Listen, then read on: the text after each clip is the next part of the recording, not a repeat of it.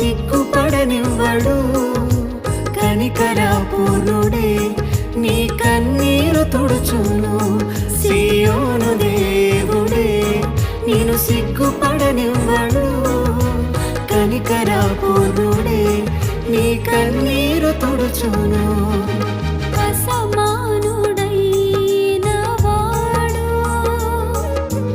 అవమానపరచడు నిన్ను. ఓటమి ఎరుగని మన దేవుడు